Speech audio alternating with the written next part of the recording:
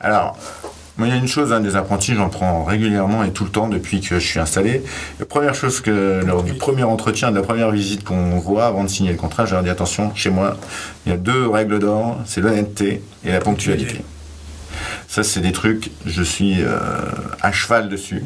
L'honnêteté, ça paraît normal. S'il n'y a pas une relation de confiance. Entre l'apprenti et le patron, ça passera pas.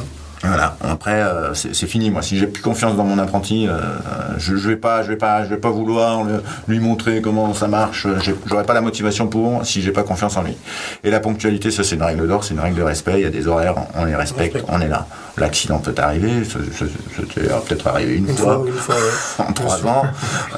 Donc là-dessus, pour ça, c'était Pascal, il est exemplaire. Après. Forcément, j'attends d'un apprenti quand même, malgré tout, qui m'apporte aussi un peu de son travail, à un moment donné. Maintenant, je ne leur mets jamais la pression sur la rapidité.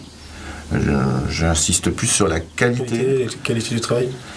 La compréhension de ce qu'il fait, ça c'est quand même super important de savoir, surtout que chez nous, notamment sur la taille, moi je demande quand même est-ce qu'on sépare les flux de sève, etc. C'est quand même, je préfère qu'il passe 10 minutes de plus par an, mais qu'il ait compris ce qu'il fait et que ce soit bien fait. Ça, c'est important. Alors, souvent, au début, il faut un peu recadrer, etc. Mais après, là, maintenant, ça fait plusieurs années qu'il est là, donc c'est facile. Quand on a un apprenti, un vieil apprenti. Voilà.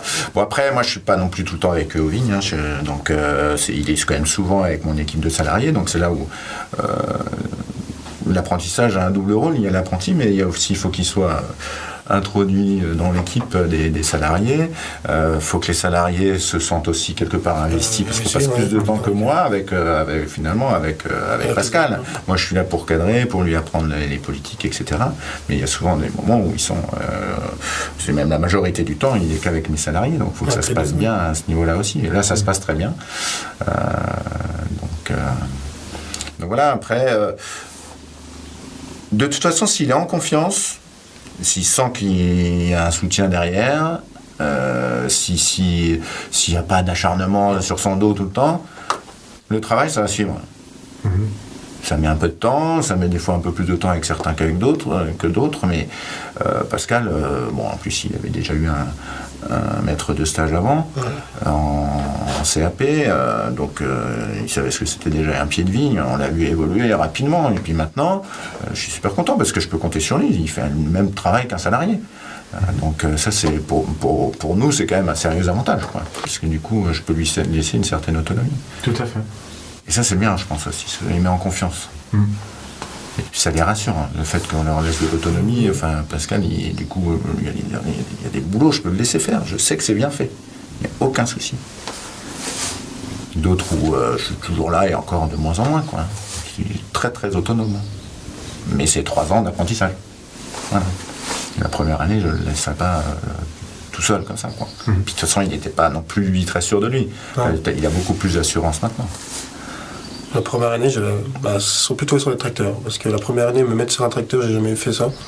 Je n'étais pas sûr. Et moi, je pense que malgré tout, il y a quelque chose qui les aide beaucoup. C'est un peu besogneux, c'est le rapport de stage.